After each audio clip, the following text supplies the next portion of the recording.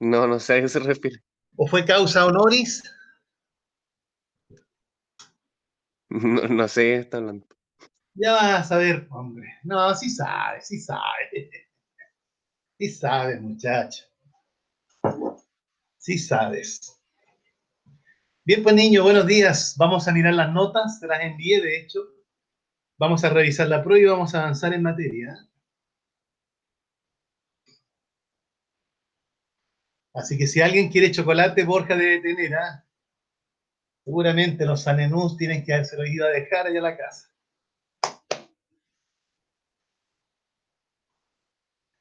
¿O no?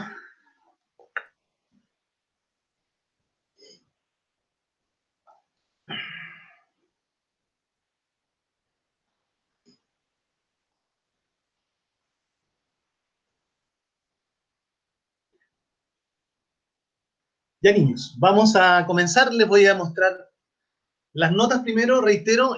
Vamos a ver también la primera evaluación. Y luego entonces vamos a avanzar en materia. ¿Eh?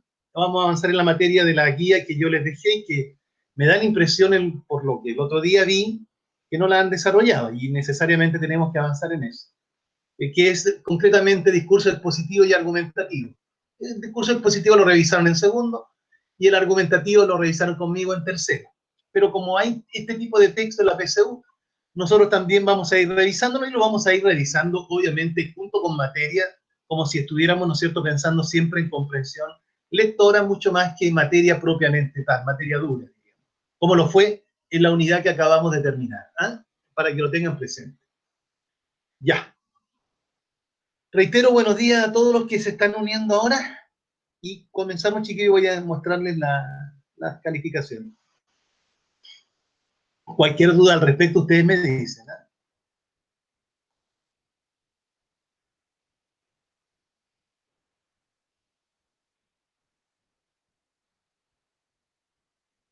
Ya, les recuerdo, chiquillos, que esta prueba, ¿no es cierto?, que ustedes rindieron, tiene un valor de un 50% frente a una prueba presencial sobre los mismos contenidos. Es decir, aquí no hay, por ejemplo, descartar lisa y llanamente, o sea, esta no es sustitutiva. La primera sí, pero esta no. Esta no es sustitutiva. Esta es promediada. A ver, ahí tenemos los puntos que cada uno obtuvo. Hacia abajo los estoy marcando en esa columna. Por ejemplo, ¿no es cierto? Ahí están los puntos, reitero, hacia abajo. Y aquí está la nota que ustedes obtuvieron. Pero dijimos, ¿no es cierto?, que aquellos que no habían alcanzado, por ejemplo, una nota en la evaluación anterior, podían agregar siempre la mitad de las décimas que hubieran obtenido a una evaluación presencial. Es lo mismo en el fondo porque esta vale 50% y la evaluación presencial va a valer también 50%. Por lo tanto, preferí colocarlas ahora a la evaluación que ustedes rindieron y con el único objeto de ir cerrando un poco el capítulo, es decir, dejar lo otro para lo que va a venir, si es que viene, honestamente, ¿eh? Si es que viene. Aunque yo creo que nosotros estamos dando los pasos, y aprovecho de comentarlo, para que así sea. Por lo menos creo que vamos a avanzar rápidamente con los cuartos hacia una evaluación más presencial, por lo menos evaluación presencial. ¿Ya? Pero eso está todavía por verse, no nos compliquemos por ahora, no conversemos mucho al respecto porque estamos recién trabajando en eso. Tenemos un plan de Profe, retorno seguro. Sí, adelante. que estuvieron súper malas notas. No, estuvieron súper buenas. Pregúntele a todos Profe, los amigos de Borja cómo les fue. Todos andaban comprando chocolates como locos allá en el centro, los vi el otro día, parece. Claro, estuvieron súper buenas. Pregúntele a los amigos de Borja. Es Bueno, que, es que el profe piensa que la mayoría hizo la prueba con material al lado. sí, pero había preguntas que iban un poquito más allá. Y sin embargo, también las sortearon, Borja. No sé, sí, tampoco lo puedo asegurar. Y está dentro de las posibilidades. O sea, no puedo ser ciego. O sea, a lo mejor no. Y efectivamente tiene razón en eso, que todo el mundo tenía por qué. A ver, desde mi punto de vista, si tienen el material, si tienen los resúmenes, si estuvieron en clase, es decir, ir a pedir ayuda, yo encuentro que como tirado de las mechas que yo ya no tengo, ¿ya? De las pocas que me quedan. Pero en fin, bueno, está dentro de las posibilidades. En todo caso, es una talla, ¿sí? No estoy, digamos, está dentro de las posibilidades. Puede que sí, puede que no. Yo creo que algo puede que haya de cierto lo que digo, pero eso no estoy cuestionando. Aquí, desgraciadamente, no podemos sino correr el riesgo, ¿ya? Bueno, por lo tanto, las notas no estuvieron malas. Ahí están, sí, el porcentaje de exigencia fue alto, porque obviamente tenían todas las condiciones como para obtener una buena calificación. Es decir, se partió de la escala completa porque también casi la alcanzaron todo. Bueno, ahí sigo mostrando unas notas, chiquillos, para que vayan viendo los puntajes y las notas al lado, ¿eh? Me explico ahora un poquitito. A ver, supongamos Sofía Castillo, no sé si alcanzó nota en la primera prueba, pero ella tenía la mitad, 7 décimas, probablemente le sobraron o no alcanzó a una nota, y por lo tanto podía agregar la mitad a esta evaluación. Por lo tanto, de ese 4,5 ella subió a un 5,2, para que lo vayan viendo. En el caso, por ejemplo, de María Fernanda, a ella le estoy seguro que le sobraron décimas, y por lo tanto pudo agregar una décima. Tienen que haber sido dos seguramente las que le sobraron, o una, y de todas maneras se le considera, y se le agregó a la nota, ¿no es cierto?, que ella obtuvo ahora.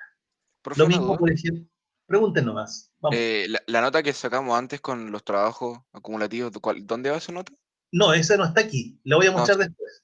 no, si no está acá, pero... Ah, Esa bueno, no está aquí. Estamos hablando después hablamos. solamente de la prueba, ¿no es cierto?, que rindieron, la última. ¿Ya? Vamos por partes. Como dijo el depredador, vamos por partes, señores. Jack. Catalina Jorquera, por ejemplo, ella tenía 9 décimas, ¿no es cierto? Sacó 35 puntos ahora, por ejemplo, para que vamos entendiendo cada uno. Sacó un 5,3, se le agregaron las 9 décimas y quedó con un 6,2. Y así vamos hacia abajo. Lo que está marcado con verde hacia abajo, esto es, reitero, el puntaje. ¿Ya? El puntaje. Y esa es la nota, si no hubiera existido, ¿no es cierto? Esta que está aquí, marcándola ahora, si no hubiera existido, por ejemplo, esas décimas que se fueron agregando. ¿Ya? Todas esas. ¿Todos vieron su nota? Su puntaje y nota. La que fue quedando al final. Urrutia, por ejemplo, creo que le sobraban décimas de la evaluación anterior y las agregó entonces en este minuto. Ah, no, aquí no se las agregué. 43, correcto, no se las agregué. Esto lo voy a tener que cambiar. Miren, me acabo de hacer. Sería un 6,9. ¿Ya? Ahí no lo agregué. Ahí sí. Sí, aquí también. Correcto. Lo cambiamos al tiro. ¿Estamos claros con esto, chiquillos? ¿No hay duda? Cada uno miró lo suyo. Ya. Y ahora, Profe, ¿cuáles son las evaluaciones que ustedes tienen? Este profe, era un 9 de Urrutia, lo vamos a cambiar al tiro. una ¿Dónde? duda, profe. Valdiola, dime. ¿Se acuerda que el año pasado Sí, las décimas, sí, tú vale la las pena que lo tienes. ponga acá Fíjate que o yo no? las Hola. estuve mirando y no las encontré, pero sé que las tienes tú y que tú le sacaste una foto. Así que Sí, no, Diego también tiene. sí, se colocan, no hay ningún problema, pero no aquí, ¿ya? Ya, no me Veamos que pregunto. cuando volvamos a una evaluación presencial, no las vamos a colocar. Todo se respeta. Ya, gracias. Ya, estas son las notas que ustedes tienen hasta este minuto. Por ejemplo, Sofía Castillo, por eso agregó tantas décimas, porque no alcanzó en la primera evaluación a tener nota. Ella está obligada a dar esa prueba. Y esa prueba es del discurso público que vimos inicialmente. Así que está discurso público y narrativa, creo que alcanzamos a mirar ahí. Sí, narrativa también. Por lo tanto, ella está obligada en este minuto, ¿no es cierto?, a rendir esa prueba. Todos los demás no están obligados porque ya tendrían una nota. Pero si alguien cree que, por ejemplo, podría irle mejor en la prueba presencial, no hay ningún problema en que la dé. No hay ningún problema. ¿Estamos? Esas son las dos notas que tienen hasta este minuto. ¿Todos alcanzaron a mirar? Profe, pero estas no se promedian entre sí. No. Son notas independientes. Nota 1, el discurso público. Nota 2, la literatura a través del tiempo. Son notas independientes. La que se va a promediar, reitero, esta nota de la literatura, ¿no es cierto?, a través del tiempo, se va a promediar con una prueba presencial, eso sí. Pero entre sí, entre ellas, no, son notas independientes. ¿Dudas, chiquillos? Profe, ¿y la prueba del libro qué va a pasar con él? ¿Qué pasaría? Que cuando volvamos trataremos de tomar la prueba del libro. Porque si la hago a través de internet, ahí sí que la copia es salvaje. Así que ahí no corro el riesgo para nada. Si aquí que de repente se pueden complicar un poco, tendría que entrar a preguntar detalles, tendría que tratar de hacer una prueba, diríamos, con muchas preguntas, con poco tiempo para que no alcanzar, y aún así, creo que igual pueden copiar. Entonces, claro, o sea, ¿para qué les voy a decir? Incluso a mí se me ocurre cómo podrían hacerlo. Y ustedes que hay algunos que son artistas de esto, muchas mejor se les va a ocurrir, una técnica mucho mejor y superior a la mía. Bueno, ¿estamos listos, niños? Ya. Entremos a revisar la prueba, chiquillos. Tengo marcada, como siempre, con morado en este minuto, ¿no es cierto?, las que más equivocaron. La arete, ¿no es cierto?, en la antigüedad griega era obviamente la conducta heroica que todos debían imitar. Se mostraba, ¿no es cierto?, como modelo de imitación. ¿Cuál de las siguientes alternativas es falsa? Los árabes habían invadido España hacia fines de la Edad Media. No, a principios de la Edad Media. Recuerden que fue en el 710, 711, ¿ya? Y que estuvieron 8 siglos en España, así que esa era falsa. La importancia de Dante. La mayoría colocó castigar a quienes en su vida le habían hecho daño mandándolas al infierno. Eso es verdad, pero esa no es la importancia de Dante con la obra. La importancia es que cambió los temas. Ya no se siguió escribiendo todo en torno de la guerra, sino que empezó a escribirse del hombre propiamente tal, ¿ya? Por lo tanto, no seguir escribiendo sobre los temas de la guerra que caracterizaron la antigüedad y la Edad Media. Esa era la correcta. ¿Cuál de las siguientes características no marca el inicio de la época moderna? No marca el inicio de la época moderna. Constantinopla hoy en día sería Estambul, en Turquía. Claro que Constantinopla sería Estambul en Turquía, no lo vamos a dudar, pero eso no tiene que ver con los hechos que inician, ¿no es cierto?, la época moderna. Pero si uno dice, por ejemplo, la toma de Constantinopla por parte de los turcos, ese es un hecho que sí marca la época moderna. El que sea Estambul hoy día, ¿no es cierto?, no tiene mucho que ver. Es una información correcta, pero no tiene que ver con la pregunta. Por eso era, reitero, la que debían eliminar.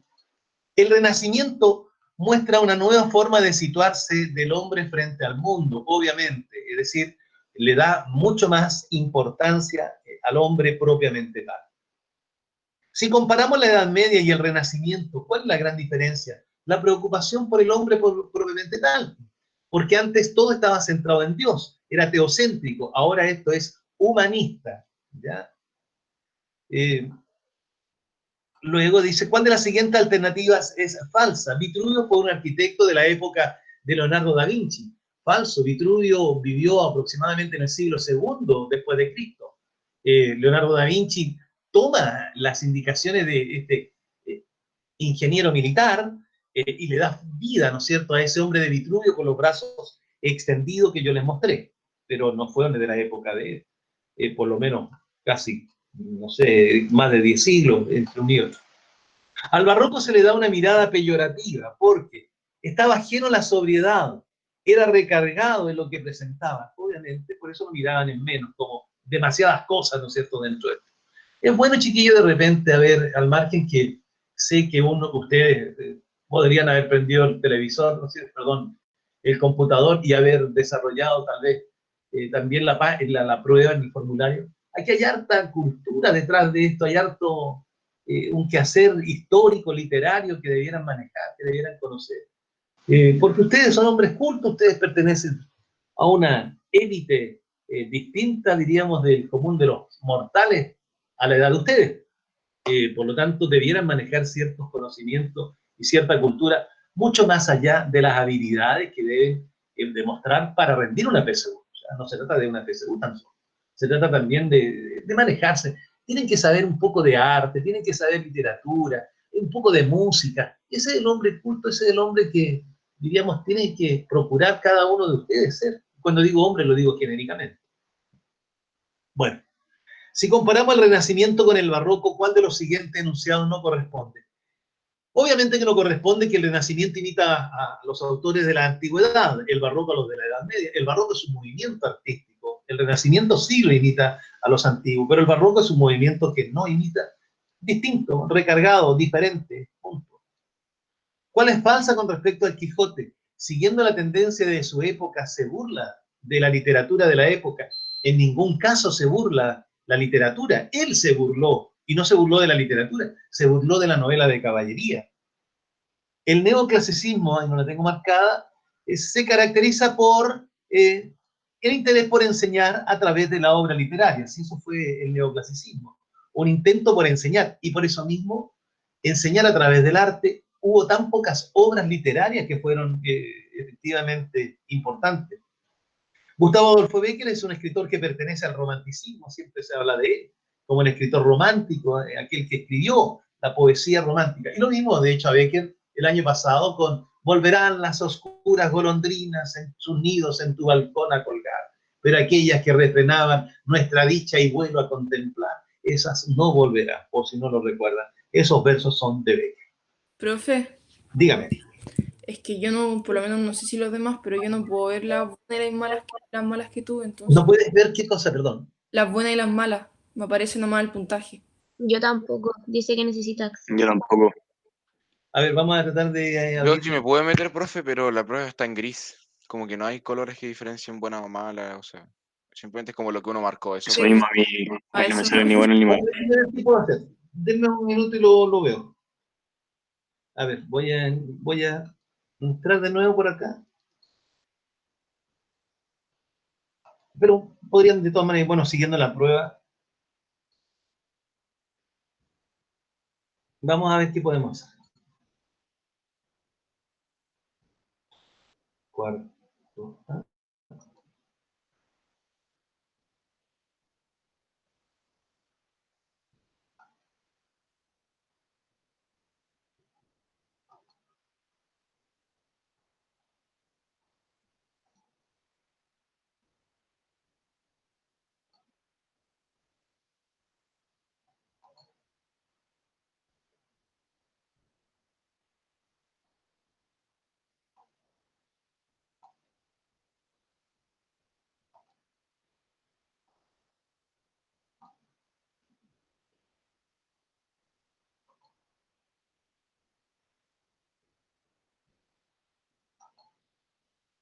Ahí estamos.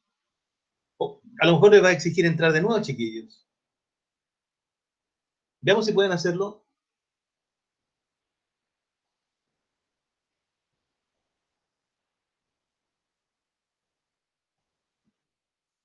Ya. Qué bueno. Ya, chiquillos. Volvemos entonces a lo nuestro. Estamos. ¿Dónde quedó la prueba? Acá. Ya. Bécquer entonces es un escritor que pertenece al romanticismo, ¿ya?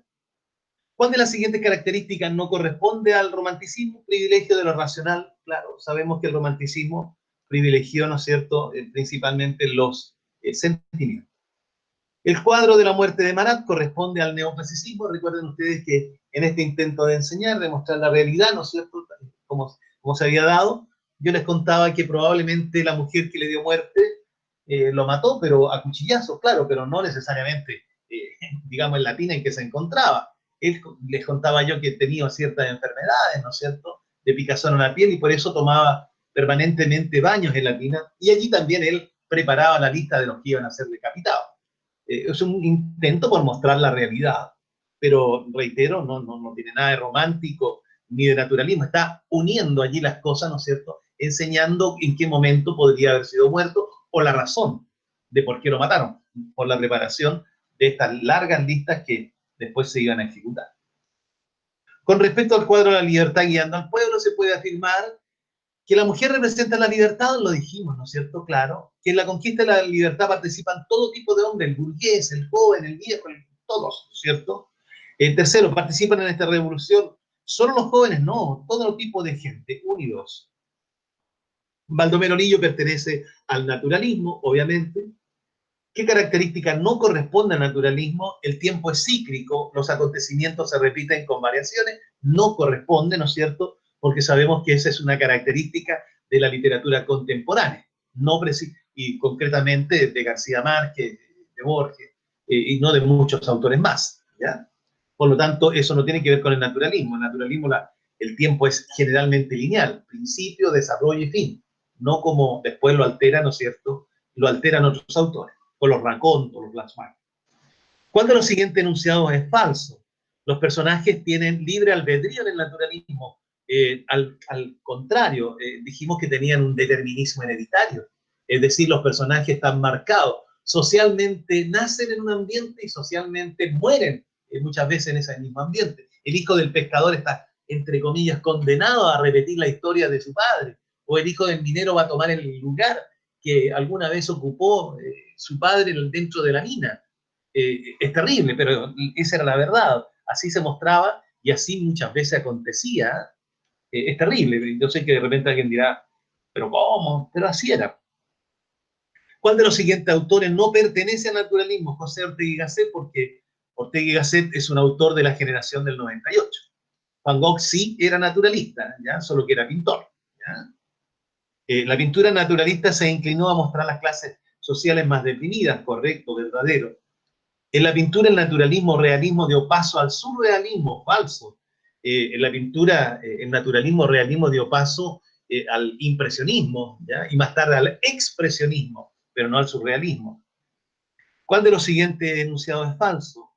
Van Gogh es el pintor de los girasoles y de las segadores. De los girasoles, sí, él hizo los girasoles, que yo les conté, ¿no es cierto?, que su amigo Gauguin, cuando hizo un retrato de Van Gogh, dibujó los girasoles, una personalidad oculta y uno que mostraba a toda la gente. Un girasol visto de frente y el otro visto de espalda.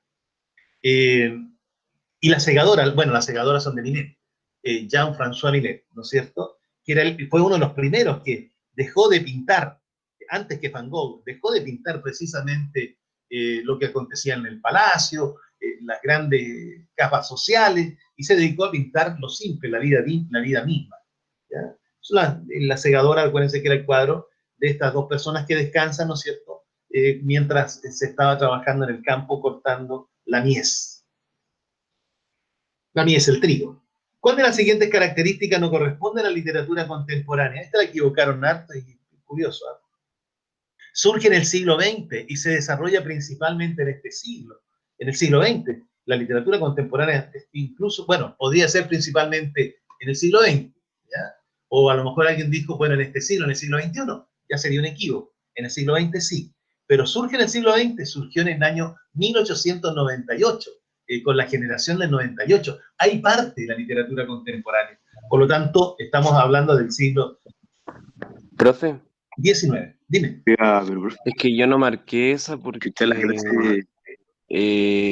el video usted menciona de que es como medio difuso, como que los historiadores no tenían como, Sí, eso mismo le iba a decir. no entraban en consenso para definir Correcto, correcto, Entonces, sí. y la que me parecía falsa, que marqué yo, fue la D, porque la decadencia del Imperio Español viene de mucho más antes.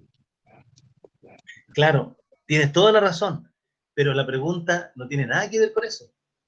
Porque la pregunta dice, característica no corresponde a la literatura contemporánea.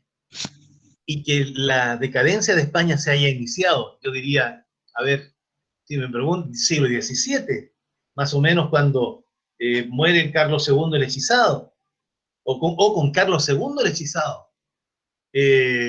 Ahí empieza la decadencia, pero no tiene nada que ver con la literatura contemporánea. Y yo efectivamente lo dije, ¿eh? Yo dije, no hay mucho consenso, pero también dije lo que nosotros íbamos a considerar. Para eso estudiamos la generación del 98.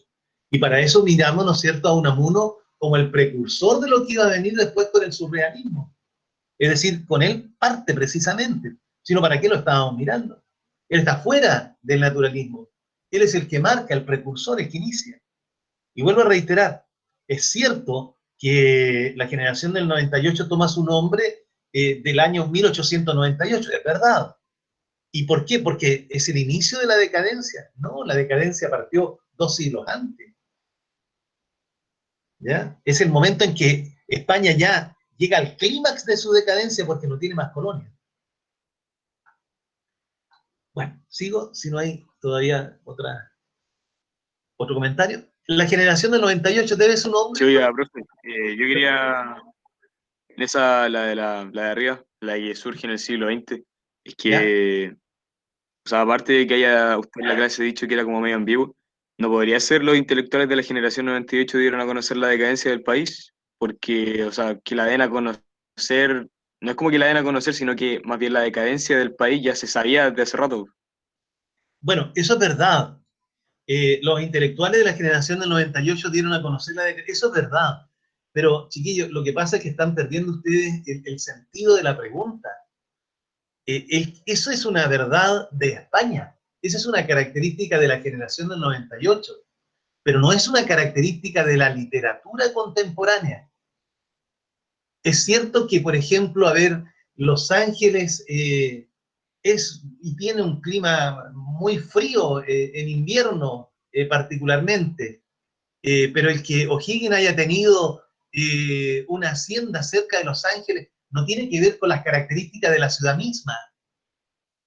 Ese es un hecho verdadero, pero que no tiene que ver con características de Los Ángeles. Eso es lo que ocurre acá. Es verdadero lo que estás planteando, pero no tiene que ver con la literatura contemporánea. ¿Ya? Y la pregunta es esa, ¿cuál no tiene que ver con la literatura? Los Ángeles. Bueno, eso pierden de repente las preguntas, chiquillos, en la comprensión lectora. Hay que tener cuidado. O sea, se dejan guiar, pierden después, están leyendo y dicen, bueno, esto corresponde, esto no corresponde, y esto. Pero chiquillos, no pierdan la pregunta. La generación del 98 debe su nombre a quien ese año, ¿no es cierto?, perdió las últimas colonias que España poseía. Y eso es lo que ya hizo explotar, diríamos, a los intelectuales españoles. Y dije explotar, porque la palabra explotar no es muy... A ver, mucha gente dice explosar. Explosar tampoco está registrada. La toman de explosar de explosivo, y es un error. Explotar es más sacar provecho de algo, claro, pero lo que pasa es que aquí lo empleamos como estallar, ¿ya? Pero es un sentido figurado. Lo aprovecho de decir. Unamuno se caracterizó por colocar a sus personajes en roles que habitualmente tenían las personas, ¿no es cierto? Además, todas las anteriores de carácter contradictorio, el personaje con Profe, características... se saltó la anterior, creo. No, si la dije. La Perdió de la última Castilla. colonia. Ah, ¿No? ya, ya. Interés por Castilla, claro, eso es correcto. ¿Pero a qué debe su nombre? El nombre de 1898, la pérdida de las últimas colonias que se dio ese año. ¿Sí lo dije? Bueno, rompió límites de ficción-realidad, creó personajes que lo representan, claro. Bajo esta para que la veamos muy duro. Estas se equivocaron harto también. El surrealismo se caracterizó por explorar el inconsciente humano. Eso fue lo que hizo. Se metió, ¿no es cierto?, en los problemas, las taras que podían existir en la mente del hombre concreto. Mostrar pesimismo frente a la realidad concreta. No, el surrealismo no. Esa fue la generación del 98. Que está un poquito antes, ¿no es cierto?, de que aparezca el surrealismo francés, porque la exploración del inconsciente humano nace con Breton en Francia, 1920. Y esto viene, el pesimismo viene de 1898, siglo anterior, y pertenece a la generación del 98 y no al surrealismo. Reflejar tanto los aspectos reales como irreales. No, la realidad no la toma. Lo que explora es el inconsciente humano, las taras humanas, los impulsos reprimidos, es decir, todo lo que ocurre en el subconsciente. El aspecto no corresponde a lo expresado sobre el Guernica de Picasso.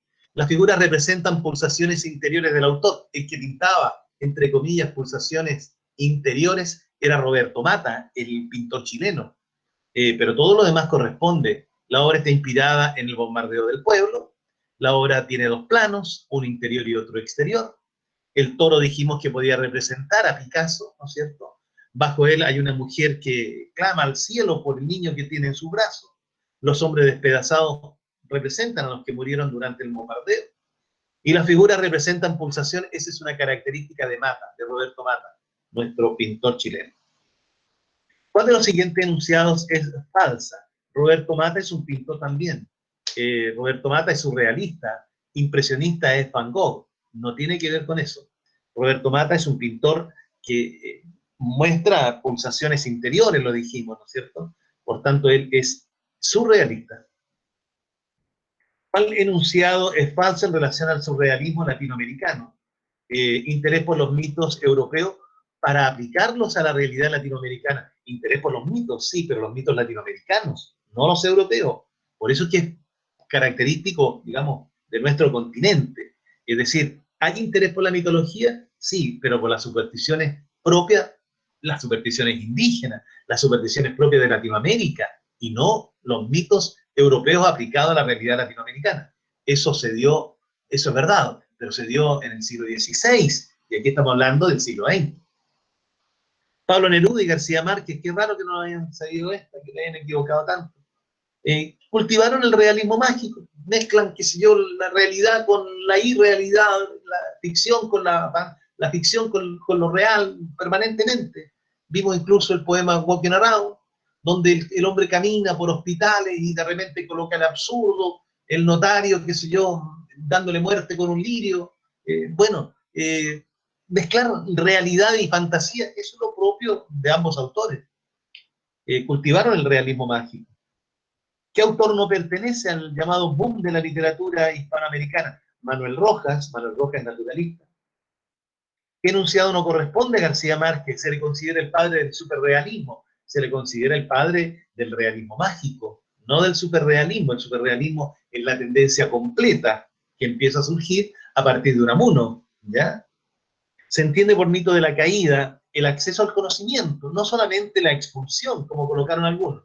Fueron expulsados, o el castigo a la humanidad por conocer. No, el mito de la caída es todo, todo. Cómo el hombre conoce, ¿ya? Cómo después el hombre accede al conocimiento y cómo es castigado. El castigo también, pero el castigo como un todo.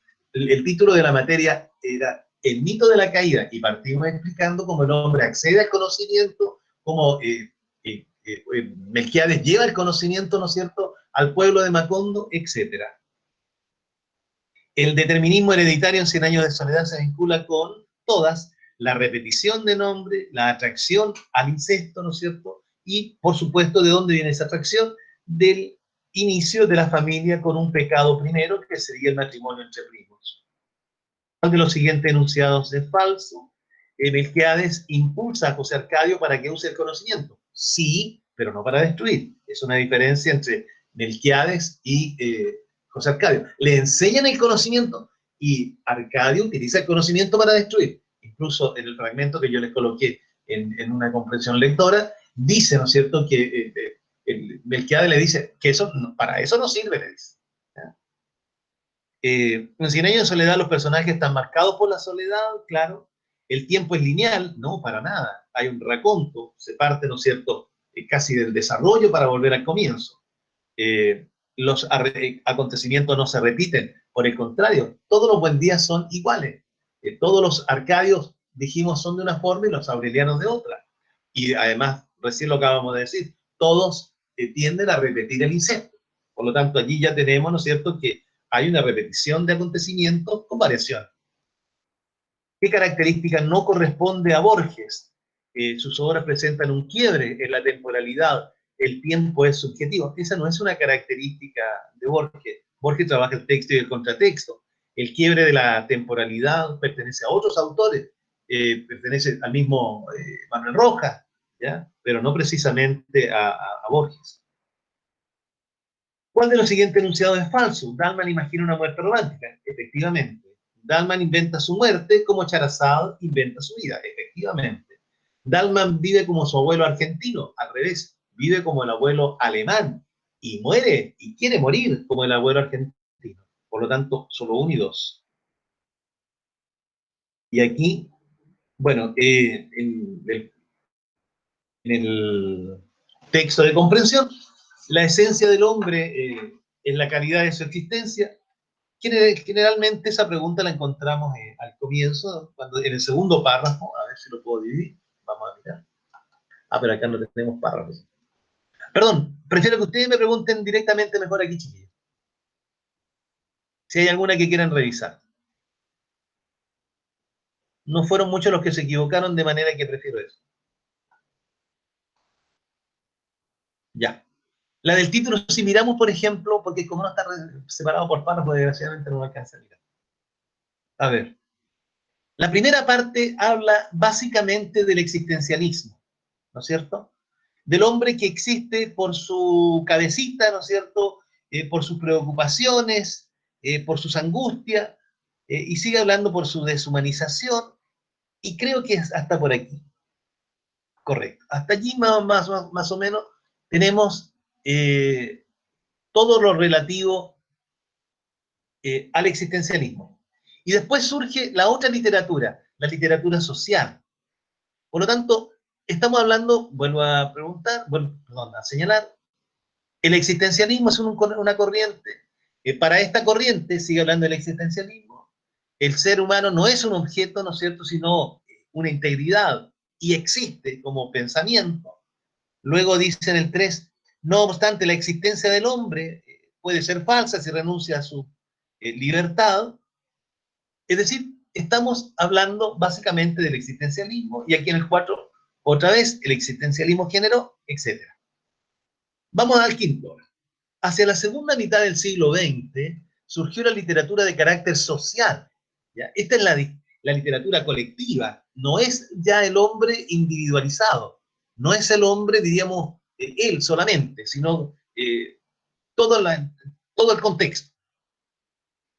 Por lo tanto, estamos hablando dice, la literatura social. Hay una serie de rasgos similares a todos sus autores. Sentimiento de solidaridad, compasión por los más humildes, etc.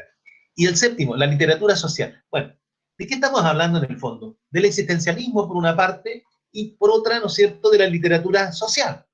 Por lo tanto, el título más adecuado es el que me abarca esas dos cosas.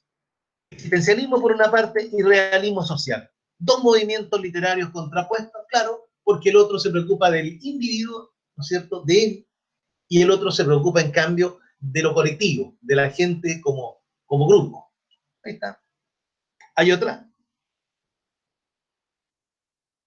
Bueno.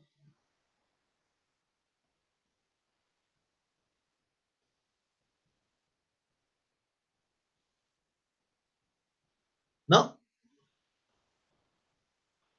Ya, niños. Lo dejo entonces. Ya.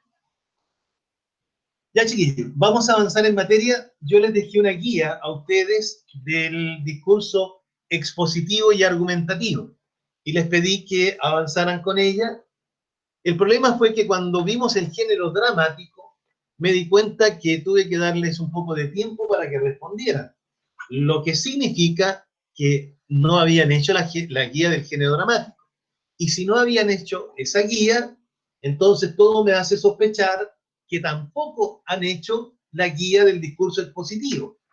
Por lo tanto, prefiero tomarlo, y de hecho, prefiero, chiquillos, durante, por lo menos de aquí a, yo diría, hasta antes de salir de vacaciones, principalmente ustedes, mucho más que nosotros, en las próximas semanas, voy a seguir haciendo clase por mí, es decir, por conferencia, y ya no por Classroom.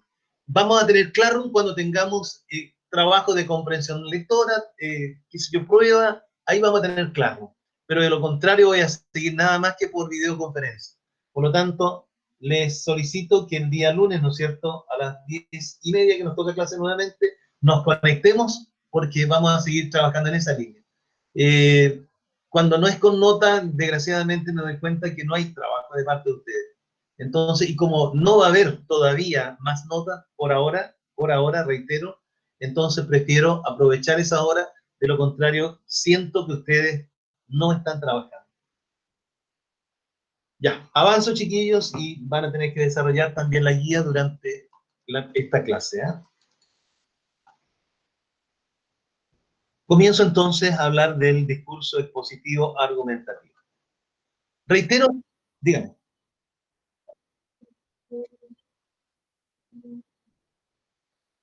Creo que nos queda la última parte, sí, tiene razón. Sí. Y si les doy la clave mejor y ustedes la analizan, para no perder más tiempo, chiquillos. Al final les doy la clave. Si ustedes la desarrollaron, pueden corregir y preguntar. Y si no lo han hecho, porque volver sobre ella, no sé. ¿O sí? O sea, yo prefiero que sí. Se aprende como más. Ah, sí, claro. Ya. Bueno, vamos ahí. ¿Que no me cree, profe? No, a veces Con usted siempre sorprende, profe. No, me huele como un no se poco a... pierda. Saquemos la vuelta, un poco. No, sigamos avanzando. Detengámonos. Párese, profe. Ya, aquí No necesito sé, es ayuda. que ¿Ya? yo creo que igual varios la estamos haciendo, sí. Está en proceso, no es que esté Haciendo. terminado, pero Haciendo. está en Tiene 2 proceso. semanas arriba esa guía. Haciendo. Sí, claro. No, no es eso, no es Sí, eso. profe, si usted está formando buenos alumnos, pues, ¿qué espera de nosotros? Pero hace 2 semanas que subí la guía, chiquillos, no la han hecho. 2 semanas. Y la estamos haciendo, dijeron recién. Bueno, vamos. A ver, leámosla primero. Ya, la Maite por regañar sería la señora. ¿Quién más? Una niña, necesito. Yo quiero ser la empleada. No, no te sale. Ya, yo, profe. Ya. ¿Quién es un joven? Ahí puede ser un varón. Ya, yo quiero Yo, ser un profe, si joven. quiere. Ah, ya, ¿Ya? digo. Ya. Y Mandiola el acotador. Vamos. Comienza Mandiola. Nuevamente. Fragmento, eso es la ¿Sí? primera. ¿Sí? No Fragmento es propiamente adaptado. del acotador, pero comienza con eso. Vamos. Fragmento adaptado de El delantal blanco de Sergio. Publicada en 1956. La señora y su empleada están en la playa. Álvaro, el hijo, juega a orillas del mar. La señora, divertida. Yo soy la empleada, ¿verdad? ¿Sí? Sí, hay una señora que arrienda en la misma playa.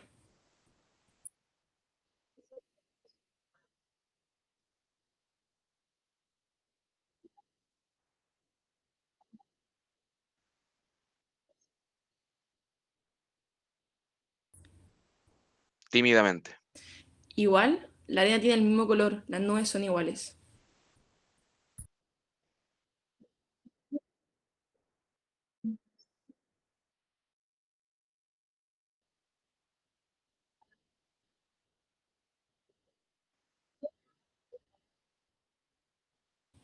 No sé.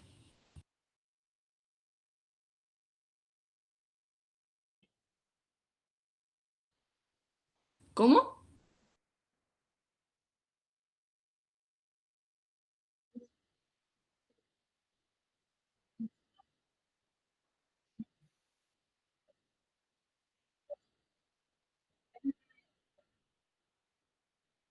No, tú. No importa, no importa.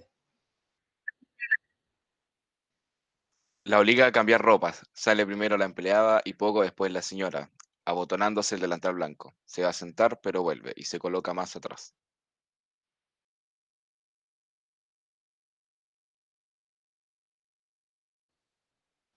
Se sienta, luego comienza a incomodarse. Son los mejores y los más durables.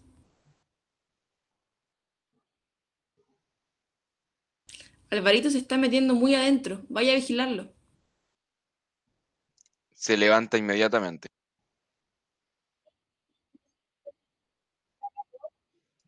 Recapacita de pronto y se vuelve sorprendida hacia la empleada. ¿A dónde?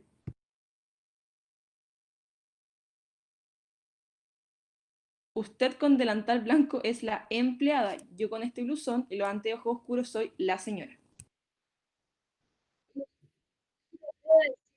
Indignada.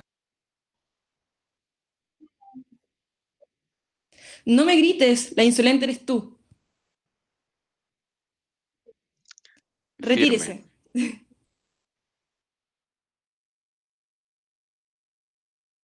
¿Está bien? Explota en grandes carcajadas. Cuidado, no estamos solas en la playa.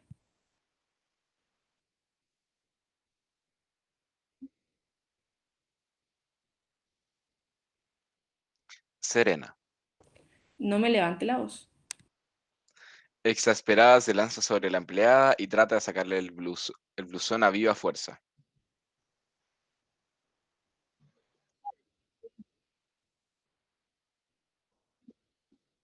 Dos jóvenes acuden a ver la riña antes que puedan intervenir. La empleada ya ha dominado la situación manteniendo bien sujeta a la señora contra la arena.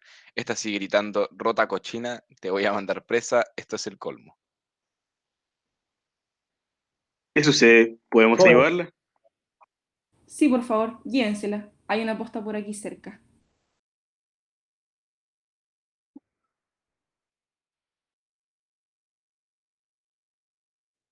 Está loca. Los dos jóvenes Yo toman decía, a la señora y se la loca. llevan, mientras ésta se resiste y sigue Sorry, gritando. Diego. Mutis de los dos jóvenes llevando en peso a la señora. La empleada se tiende sobre la arena como si nada hubiera sucedido, aprontándose para un prolongado baño del sol. Alvarito, cuidado con sentarse en esa roca. Se puede hacer una nana en el pie. Eso es. Corra con la velita. Eso es mi hijito. Y mientras la empleada mira con ternura cómo Alvarito juega a la orilla del mar, se cierra lentamente el telón. ya niños, vamos. Esta pregunta no me quedó muy bien hecha, pero podemos de todas maneras desarrollarla. ¿Cuál sería el motivo literario desarrollado en el fragmento? A ver. La diferencia entre las clases sociales. Si fuera la diferencia, insisto que no me quedó muy clara, si fuera la diferencia, y hay que pensarlo cuando uno responde, si yo mostrara la diferencia entre las clases sociales, tendría que haber mostrado, por ejemplo, cómo es la patrona, cómo es la empleada. Y aquí lo que hay no El es mostrar autoritarismo. una a otra, porque si incluso los roles se cambian. ¿Tú la de? ¿Cuál? ¿El arribismo social? Parece ser que el arribismo social está más cerca de ser el motivo, porque en definitiva, ¿cómo es posible que la nana, ¿no es cierto?, la empleada, por colocarse el buzón, de pronto adquiera esa personalidad y jure, ¿no es cierto?, que ella es la patrona y la señora la empleada. Por lo tanto, yo creo que no es el tipo de obra que desarrolla este tipo de motivos. Por eso digo que la pregunta me quedó un poquito suelta. Esta obra se encamina más hacia lo absurdo, mucho más que a lo social. Si hay algún motivo que se desarrolla, es el arribismo social tal vez de la empleada, más que la diferencia entre las clases sociales, porque nos habría mostrado claramente, por ejemplo, a la patrona en un plano y a la empleada humillada tal vez en el otro. Y creo que eso no es lo que ocurre. ¿Eh? Vamos, niños. ¿En qué momento se produce el clímax?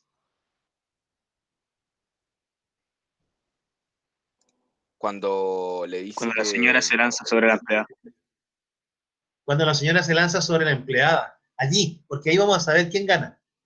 ¿Protagonista o antagonista? Ahí está la lucha entre ambos. ¿Ya? El Pero, párrafo que profe, comienza. Dime. no empieza como el clímax cuando ella le dice se acabó el juego, o sea, antes de que se empiecen a pelear así como tan físicamente. Sí, de acuerdo, ahí empieza el clímax tal vez, pero el momento culmine es cuando están peleando ya. Es verdad.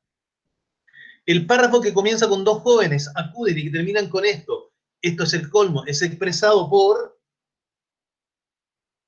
Mandiola, efectivamente. Dios. También lo pensé, Mandiola.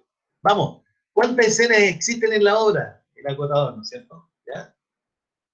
Piensen ustedes, 3. están conversando las dos, conversan las dos, salen, ¿no es cierto? Y entran nuevamente con los roles cambiados, tenemos dos. Luego El viene la niño, discusión, aparece un joven, 3. Y luego toman a la señora y se la llevan, ¿o no? 4. 4 escenas. 4. profe, pero Alvarito siempre está en la escena. ¿Por La qué verdad es que seguir? en realidad ni siquiera se ve.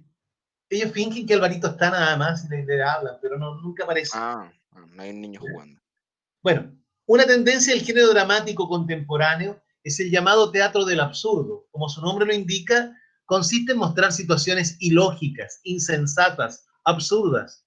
¿Cuál podría ser la primera vez en que podría presentarse esta situación? ¿Cuándo? ¿La sé? Sí. Se pregunta cómo se ¿Ve? ve el mundo vestida de empleada. ¿Cuál es la primera vez? Cuando se cambian las prendas de vestir, bueno, a veces Chuta, me acordé de algo, pero es trágico. ¿Pero lo puedo mencionar? Con todo camino libre, profesor. Sí, ya. Es ese cambio de uniforme que ustedes hacen a fin de año, que no lo van a poder hacer. Los chiquillos se visten de mujer y las mujeres de niño, pero cada uno sigue siendo lo mismo. Por lo tanto, no hay absurdo. Hay allí un cambio de roles. Chiquillo, pero, a ver, bueno, pero ingéniensela para hacerlo a la distancia, a lo mejor, pues, ¿eh? O sea, podrían mandarse el uniforme, qué sé yo, sanitizado, uno al otro y el otro al uno y aparecer virtualmente, qué sé yo, disfrazado. Puede ser. Los invito a que lo hagan, ¿eh? Virtualmente, por favor, virtualmente. Yo creo que cuando, efectivamente, cuando se pregunta, ahí viene el absurdo, ¿cómo se ve el mundo vestida de empleada? Creo que allí. Perdón por haber metido el dedo en la llaga, chiquillos, ¿eh? Pero me acordé inmediatamente. Eh, Algo que a lo mejor ya no podrá verse este año. Bueno, se quedaron todos callados. Profe, si usted ya está pensando en volver a clase, nosotros también pensamos en esas cosas también. Sí, pero... Sí, o sea, yo creo que esa situación de cambiarnos el uniforme está más lejano que o sea, menos lejano que volver a clase en agosto, profe. O sea, creo yo. No, yo no he dicho agosto, ¿eh? Yo dije enero. No, ya, bueno, ahí lo ven ustedes. No, fue por echarle una talla nada más. Ya, vamos. No perdamos tiempo, niñito. En el fragmento anterior encontramos personajes alegóricos, ¿hay o no?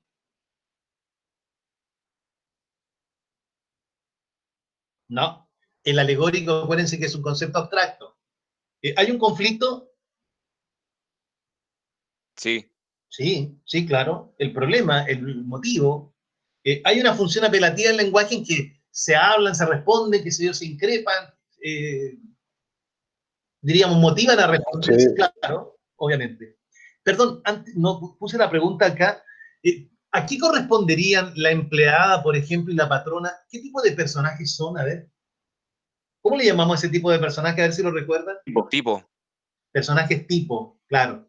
No, no interesa allí que sea Juanita, ¿no es cierto? Ni que sea Dorotea, ¿ya? Interesa la patrona e interesa la empleada. Responden a esquemas estereotipados, ¿no es cierto? Cada una en su propio rol. Por lo tanto, ese es un personaje tipo. ¿Ah? Ya. El mundo literario desarrollado en el fragmento, ¿de qué tipo es? Realista. ¿Realista? Sí, no veo Yo nada creo que se de... cambian los roles. Ustedes se pueden cambiar los uniformes, pero dudo mucho que en definitiva una niña se siente un varón o un varón se llega a sentir una niña. O sea, hay Profe, un juego qué era allí, onírico, profe? lo que se relaciona con el sueño. Entonces, fantástico. Fantástico. Yo creo que eso es fantástico. Hay un quiebre allí. No es posible. Bueno, yo me puedo vestir de carabinero, pero no soy carabinero. ¿Ya? Me puedo vestir de cura y ustedes se van a reír. De cura tengo poco, ¿se fijan? Entonces, soy Pero, muy malo profe, para hacer eso. Por lo tanto, dime. Pero, profe, o sea, es que yo lo tomé como que la empleada toma esa postura como para burlarse, o sea, De igual acuerdo, puede suceder, según yo. una burla y, como, y, la, como lo pat- y propio. la patrona, o sea, la jefa, no me acuerdo cómo se llama, ella también, no sé, cuando se pone el vestido de empleada, también sigue sabiendo que ella es la patrona, o sea, se lo recuerda todo el rato. Entonces no es como que se hayan puesto los roles, sino que es como un juego. Correcto. Ella mantiene su rol, solo que está vestida de otra manera. Pero la empleada no. Porque la empleada asume que ella es la patrona y incluso después le dice, Alvarito, Alvarito, mijito, no se vaya, aléjese de ahí, cuando está en el mar. Por lo tanto, eso es, diríamos, lo que de alguna manera muestra un quiebre, porque no es posible que la nana de pronto asuma el rol de patrona por haber cambiado solamente un buzón. ¿Estamos? Vamos a la última. ¿En cuál de las siguientes situaciones se advierte menos la ignorancia social de la señora? Se advierte menos, menos. Puede que en otras también, pero menos. La B, Ignorancia. ¿Cuál? la B, al creer que el mundo se ve distinto. Pero eso yo diría que es uno de los que más muestra la ignorancia social. Porque, a ver, a mí no se me ocurriría pensar que vemos el mundo distinto. Ah, menos ignorancia. Menos hay que aprender a leer las preguntas y no olvidar leer lo que dice, no lo que creemos que dice, como en la prueba.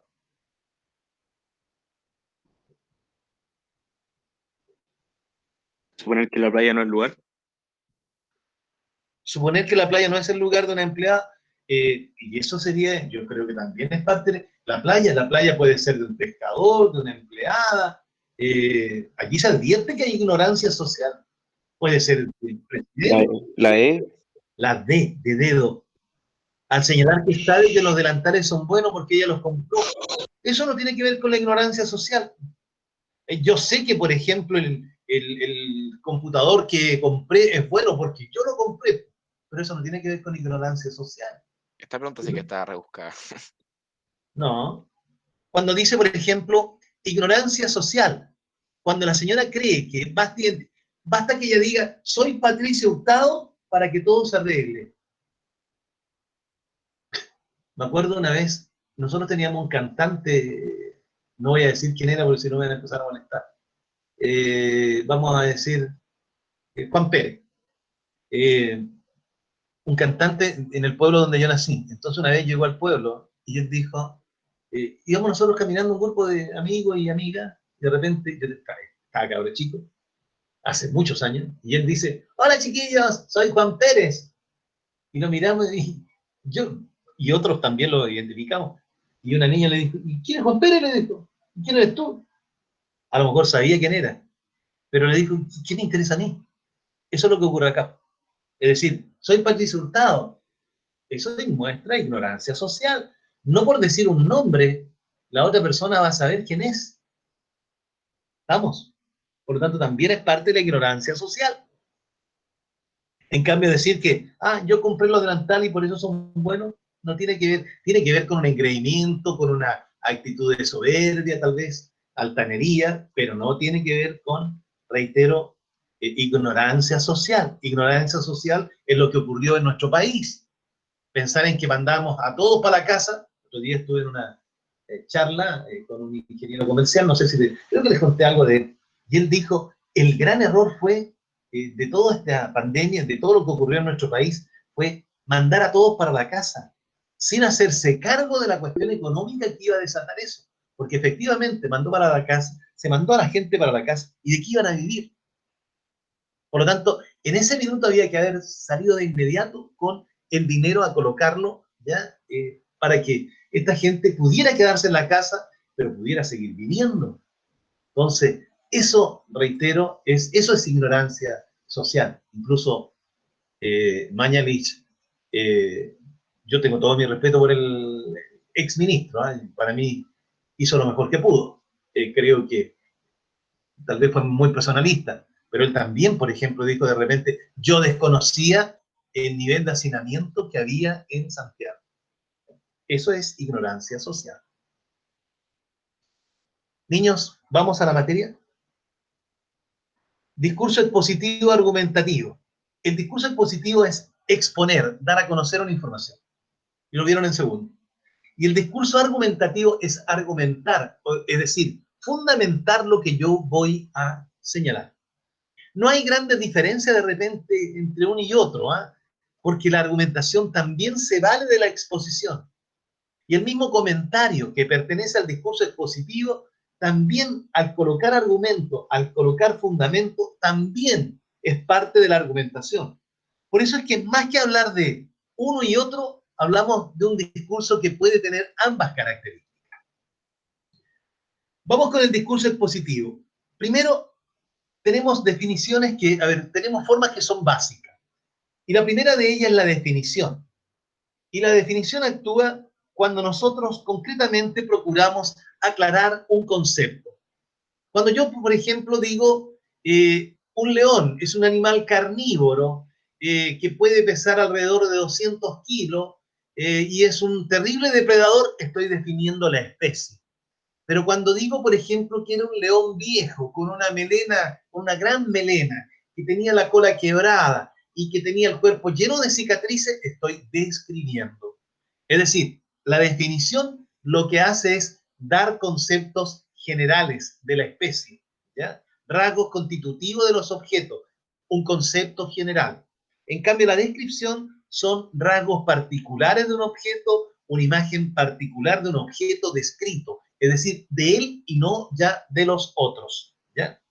Este tipo de preguntas de hecho las han hecho, han aparecido más o menos como, por ejemplo, ¿qué sentido tiene la frase tal y tal? O ¿qué características tiene, por ejemplo? O ¿para qué, por ejemplo, qué está haciendo el autor al señalar tal cosa? Es decir, se procura que la persona, ¿no es cierto?, vea si le interesa narrar, le interesa comentar, le interesa caracterizar, definir, describir. Ese tipo de preguntas son las que surgen a partir de esto. ¿Ah? Luego viene, ¿sí? ¿Escucho? No, ya. Luego viene la caracterización. Definición, entonces, vuelvo a reiterar, conceptos generales, características comunes a toda la especie. Descripción, características que no son comunes a toda la especie, sino a uno en particular. Y cuando hablamos de las personas, entonces, de manera particular, estamos hablando de caracterización.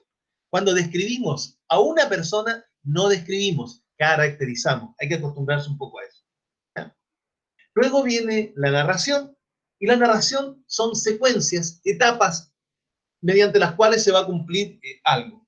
Es el relato entonces de una situación de manera secuencial. Se levantó, miró por la ventana, decidió salir. Tenía que comprar, qué sé yo, un remedio que le habían encargado el día anterior. Tomó su auto, lo encendió y se dirigió al lugar. Secuencia, narrar. ¿Ya? Relato de una manera entonces secuencial, acontecimientos que van encadenados. Y luego tenemos el comentario, que básicamente corresponde a las opiniones, valoraciones, puntos de vista, explicaciones o argumentos, ¿no es cierto?, del tema al que una persona se va a referir. Es decir, no, y aquí estamos hablando no solo de opiniones, sino de valoraciones, de puntos de vista, de argumentos, de explicaciones. O sea, un comentario no es, por ejemplo, decir, el día está feo. ¿Ya? Tengo que argumentar sobre eso, tengo que exponer sobre eso, tengo que, vuelvo a reiterar, señalar fundamentos. Si yo digo, por ejemplo, a propósito del ministro Mañalich, el ministro Mañalich se equivocó, por ejemplo, en muchas decisiones. No basta decir, eso es un comentario, esa es una opinión. Va a ser comentario cuando yo también diga por qué se equivocó, en qué se equivocó, cuáles son las cosas concretas en las que debió corregir. ¿Ya? Eso es un comentario. Un comentario no es tan solo la opinión, sino los fundamentos que están detrás de ella. Y quiero que lo entendamos. ¿Eh?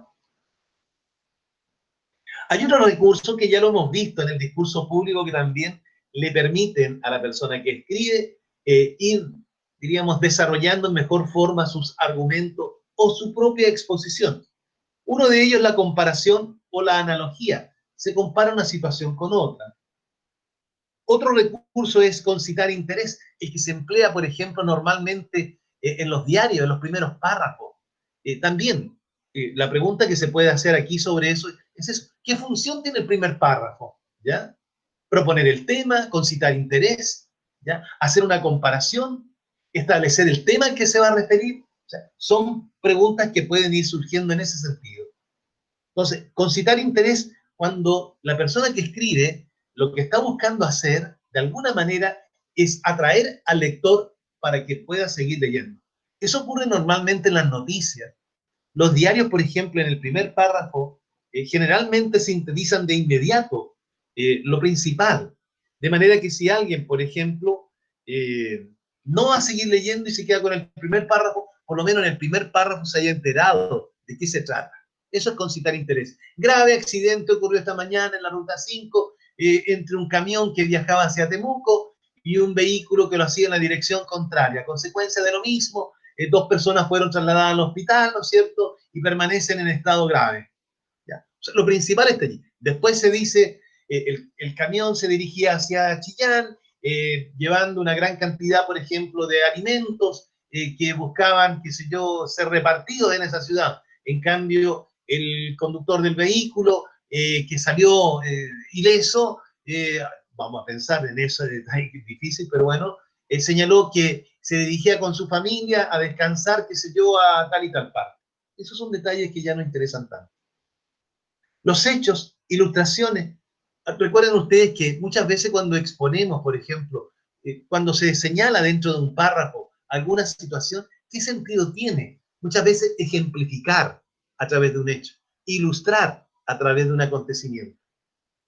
Por lo tanto, bueno insistir, los hechos e ilustraciones están al servicio de aclarar la información, de darla a conocer de mejor forma. Tenemos también la recapitulación. Consiste básicamente en repetir lo que ya se ha expresado, volver a señalarlo, volver a decirlo, volver a plantearlo, en definitiva. ¿Ya? Ahí estamos con la recapitulación. Repetir. El uso del plural también se emplea en el discurso expositivo. Acuérdense que este era el plural majestático. Yo no digo, yo creo que debiéramos ir a la playa, sino que creemos que deberíamos ir. El creemos le da más fuerza porque ya no es la opinión de uno, es la opinión de varios. ¿Ya? Lo vimos en el discurso público. Luego está la generalización, cuando yo señalo una característica común. Todos los chilenos, por ejemplo, nos sentimos orgullosos de lo que hemos podido construir juntos. Y allí uso el plural, ¿no es cierto? De lo que hemos podido construir, pero al mismo tiempo digo todos los chilenos. ¿Ya? Es decir, generalizo cuando un rasgo lo doy para todos. Luego tengo la alabanza. ¿Sí? Pero eso de generalizar no está como mal visto desde el punto de vista como de la argumentación. O sea, lo que aquí estamos planteando son recursos que se emplean. No estamos diciendo que necesariamente sean buenos o malos. Lo que pasa es que muchas veces estos recursos, por ejemplo, de generalizar, tienden a darle mayor veracidad. Más que, por ejemplo, señalar la opinión de uno, como en el mismo no uso del plural, expresamos, por ejemplo, lo que nosotros creemos. ¿Para qué? Para darle fuerza. Generalizamos para decir, yo me caracterizo por esto, le da poca fuerza. Nos caracterizamos por esto. Yo como chileno soy una persona generosa. Eso tiene poca credibilidad. Pero si yo digo, todos los chilenos somos generosos, eso tiene mayor credibilidad. Entonces, las preguntas que se pudieran formular en torno de esto van en ese orden. ¿Qué sentido tiene, por ejemplo, señalar que todos los chilenos, por ejemplo, se sienten orgullosos de haber sabido cómo salir adelante en situaciones difíciles? O sea, ¿qué propósito tiene esa generalización? Ese tipo de preguntas. Pero reitero, si está bien o mal, no es el punto, sino el empleo del recurso. Tenemos luego la alabanza o el elogio del receptor. Cuando queremos también captar el interés, por ejemplo, del otro, lo que hacemos es alabar. Creo que ustedes que están interesados en la PSU estarán preocupados por conocer los principales tipos de textos que van a entrar en esa prueba, entre los cuales está el discurso expositivo. Es decir, ¿qué es lo que trato de hacer? Sembrar un interés en ustedes, ¿no es cierto?, por la preocupación por la PSU. O ustedes que son generosos, creo que se van a integrar, por ejemplo, a esta campaña solidaria que estamos emprendiendo. Es un recurso que consiste en atraer al otro. ¿Para qué se usa? Reitero, para que el otro participe. Lo elogio para que él vaya y me ayude, o se inscriba o participe junto a mí. Bueno, ese tipo de preguntas hay que conocer los recursos porque en una comprensión lectora, por ejemplo, podría aparecer algo de eso. Es decir, se puede preguntar, ¿qué sentido tiene, por ejemplo, que Juan haya alabado a Pedro? A lo mejor el sentido es que le ayude, ¿no es cierto?, a ejecutar tal y tal misión.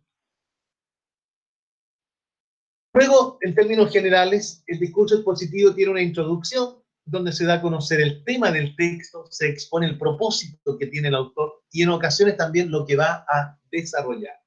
Lo hemos visto ya también, pero lo recuerdo. Luego viene un desarrollo, que es lo principal, ¿no es cierto?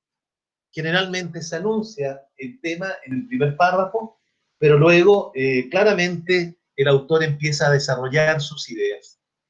Y una conclusión que generalmente corresponde a una síntesis de lo expuesto. En ella se recapitula o se resume lo más relevante del tema de manera general y a veces se puede hacer una proyección futura de lo planteado, ¿no es cierto? Es decir, creo que los chilenos no hicimos bien las cosas en esta primera etapa de la pandemia. esperemos que en este desconfinamiento que se va a producir, tomemos las medidas para que esto no vuelva a repetirse. Eso podría ser, ¿no es cierto?, una proyección futura. Hay otras formas de redactar también. Por ejemplo, comparar dos situaciones, mostrar la causa y el efecto, enumerar situaciones. Entre las características de los jóvenes de hoy en día está, por ejemplo, la preocupación por los estudios superiores, la preocupación tal vez por ir en ayuda de la gente más necesitada, el interés por cultivar también el deporte, la preocupación permanente, qué sé yo, a ver, por lo intelectual. Eso sería una estructura, ¿no es cierto?, más de enumeración. Y tesis de demostración, cuando planteo algo y después trato, ¿no es cierto?, con mis argumentos, demostrar que efectivamente era así. Discurso argumentativo que ya vimos en tercero medio. Hay otros recursos, chiquillos, que aparecen también, son sencillos, lo paso nada más que porque han habido preguntas con respecto a esto. Por ejemplo, dice, ¿qué sentido tiene esta palabra dentro del contexto? O esta palabra, esta y esta otra, ¿a quién está reemplazando, a quién está aludiendo? Se llaman deísticos, y son palabras que se emplean, en definitiva, para no repetir un término o una palabra que ya se usó. Hay algunos que son deísticos por pronombres, y hay otros que son deísticos por correferencia. No, perdón, me lo salté. Los deísticos por pronombres, si ustedes miran la guía, son palabritas concretas, ¿ya? Como el tú, el te, el le, el lo, que reemplazan precisamente a otras expresiones. Por ejemplo, si ustedes miran el apunte, ojalá que lo tengan cerca, tenemos uno como ustedes, y se refiere a quién. Por ejemplo, yo digo, a ver, los alumnos que me están escuchando a través del computador sabrán a lo que me refiero. Y después, para no decir los alumnos que me están escuchando, digo, ustedes deberán apoyarme en la decisión que hemos tomado. Para no repetir otra vez la misma expresión, por ejemplo, de los alumnos que me están escuchando, digo ustedes, ¿ya? Les conviene, por ejemplo, también podría agregar. Es decir, son pronombres, ustedes, el nos, el le, el lo, el la, que vienen a reemplazar a una palabra anterior. Si yo digo, ustedes, los que me escuchan, perdón, los alumnos que me escuchan, sabrán que debemos conocer este tipo de texto. Ustedes tienen que estudiarlos. Les parecerá por ahora que no tiene importancia, pero después todos descubrirán que sí son importantes. Entonces dije, los alumnos que me escuchan, después dije ustedes, y después dije les parecerá importante. ¿A quién? ¿Quiénes son esos les? Los alumnos otra vez, ¿ya? Los que me están escuchando. Esos son los deísticos por pronominización. Y los por correferencia, cuando yo evito usar la misma palabra. Digo, desde el inicio del año hemos estado pendientes de cuáles van a ser los cambios de la PSU. Al comienzo nos interesaba saber el tipo de prueba que iban a implementar. Luego nos interesó conocer tipos de pruebas. En vez de decir, ¿no es cierto?, inicio otra vez, dije comienzo. Ese es un deístico por correferencia. Un ejemplo aparece acá en el texto. Dice, el gato que me regalaron me tiene cansado. Este animal se sube sobre mi escritorio, me bota mis cosas y me roba mis lápices. En realidad, debo decir que los felinos nunca me han agradado. El gato es uno, después digo, este animal, y después digo, los felinos. 3 sinónimos para evitar decir nuevamente gato. Es decir, los deísticos por correferencia son sinónimos. Luego me interesa que ya el próximo día lunes vamos a tener que hacer la guía, pero me interesa mostrarles esto, chiquillos, ahora. Hay que tener cuidado, chiquillos, cuando ustedes estén en la universidad, sobre todo los que vayan a carreras humanistas, pero no solamente ustedes, los que vayan a carrera humanista. También, por ejemplo, cuando les toque elaborar una tesis, o algún trabajo, o alguna investigación, o por último, si toman un electivo, y a lo mejor tienen que hacer una pequeña investigación, tienen que colocar mucha atención a la manera en que se les van a se les va a pedir que hagan la cita bibliográfica. Lo coloco aquí, no tanto porque esto no va a haber pregunta de esto, pero quiero que lo conozcan porque estoy seguro que los próximos 5 años, creo que el 90% los va a ocupar, ¿ya? Dice, al elaborar un trabajo académico o documento, es imprescindible incluir en la bibliografía la fuente. La fuente se refiere a los textos en los que yo diríamos, me fundamento, en los que yo, diríamos, puedo reafirmar lo que yo planteo. En el conocimiento, a veces, chiquillos, nos parece que si nosotros colocamos de dónde viene esa idea, quién más se preocupó de eso mismo que yo estoy planteando, creemos que con eso van a pensar que todo nuestro trabajo es una copia. No, en el conocimiento uno avanza 1 milímetro, 1 centímetro, ¿ya? Pero hay cientos de kilómetros antes que otros han trabajado. Y cuando uno avanza 1 centímetro, debe hacer el reconocimiento concreto. Mientras más bibliografía tenga, por ejemplo, un artículo, mayor solidez va a tener lo que se plantea. Y tenemos 2 formas de citarla. Una primera, cuando citamos, por ejemplo, dentro del mismo texto, colocamos un paréntesis, colocamos quién lo dijo. Yo estoy hablando un tema, estoy leyendo, y de repente en paréntesis dice Cervantes 1605. Esa es una forma. Y otra forma similar a esta es colocar un numerito en paréntesis, y ustedes ven que hay un numerito, ¿no es cierto?, más chico, en paréntesis, y abajo a pie de página dice Cervantes 1605. Pero después de hacer esa referencia, que yo hago dentro del texto, yo estoy también obligado a colocarla, esa misma referencia, al final, y dar detalladamente los datos de esa obra. Y aquí empiezan los problemas. Tengo que colocar la referencia bibliográfica, que es el conjunto de elementos detallados que permiten la identificación de la fuente documental, impresa, libro, o electrónica, página digital, de la que se extrae la información. Pero aquí, chiquillos, es tan importante lo que quiero que manejen, porque hay normas que son internacionales, ¿ya? Y que cada uno tiene que respetar. No es llegar y colocarlo. Hay acuerdos, hay normas, hay reglas, hay exigencias, y hay chiquillos de repente que han reprobado, por ejemplo, o un trabajo mal calificado por no haber sabido citar la fuente bibliográfica. Hay, yo diría, básicamente tres formas de citar. Ahí están las 3. Y se refieren básicamente al empleo de mayúsculas y minúsculas, al empleo, por ejemplo, del título del libro, cómo se coloca, al empleo de la letra cursiva. Miren la primera, la ISO, que se emplea normalmente para todo tipo de trabajos científicos, por ejemplo. Se coloca el primer apellido con mayúsculas, Freire, todo mayúscula. Luego Juan, la primera letra con minúscula, con mayúscula, el resto con minúscula.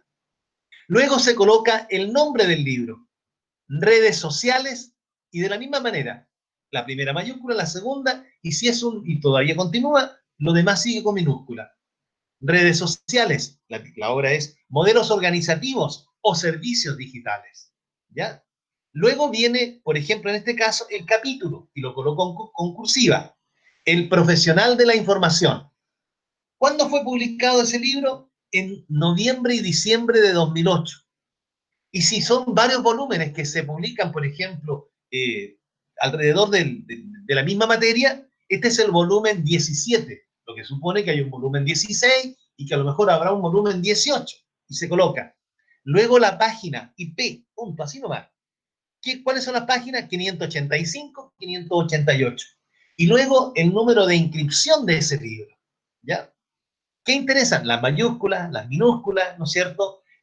Luego, por ejemplo, el capítulo que iría con letra cursiva, luego la fecha de publicación, por ejemplo, luego, reitero, el número de volumen, si es que son varios libros, es una colección de libros, el volumen que es, luego la página, si no hay colección de números, no coloco volumen, paso directo a la página, y el número de inscripción.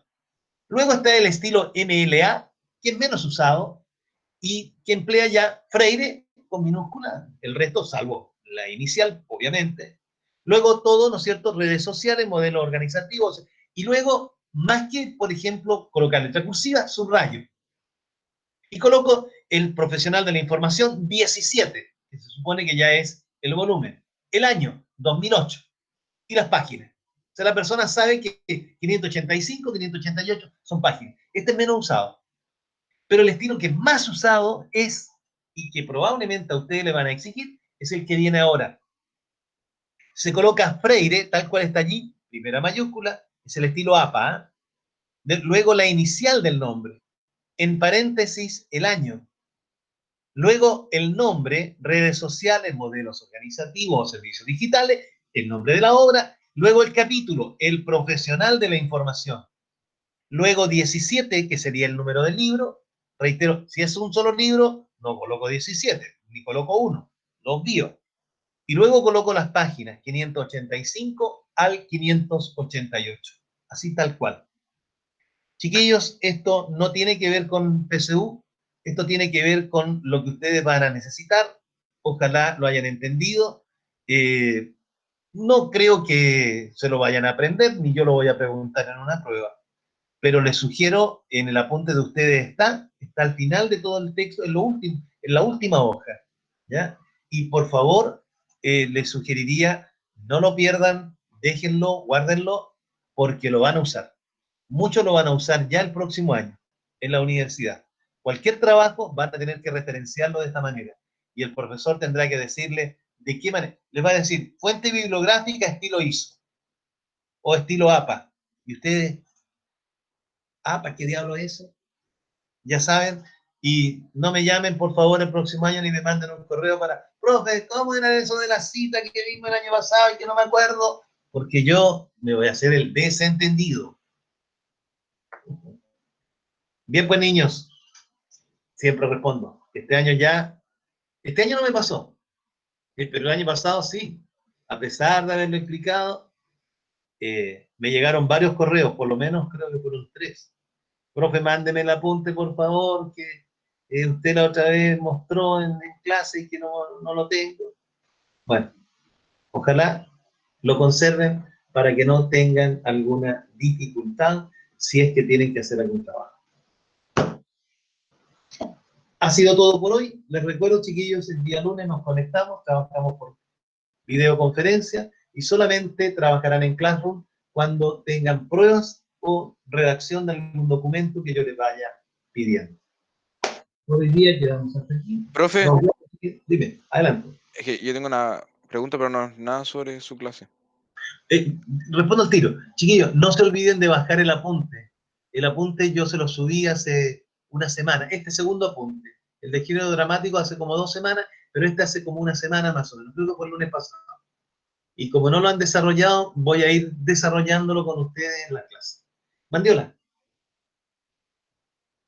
Es que le mandé un correo al profe Alejandro Soria ¿Ya? y hace como 2 días y no responde. O sea, no sé si usted podría preguntarle o algo. O sea, Es que no me corresponde mucho eso a mí, pues.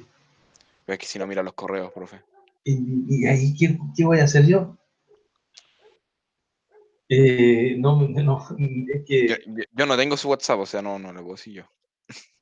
claro, es que yo tengo el teléfono. Pero, a ver, yo le voy a pegar una llamadita, le voy a decir que eche una medida al correo, ya.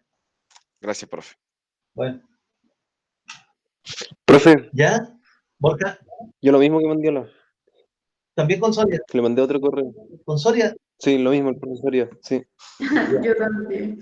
Ah, ya. Bueno, vamos a decir. Ya, pues chiquillos, nos vemos. Chao, profe. Muchas gracias.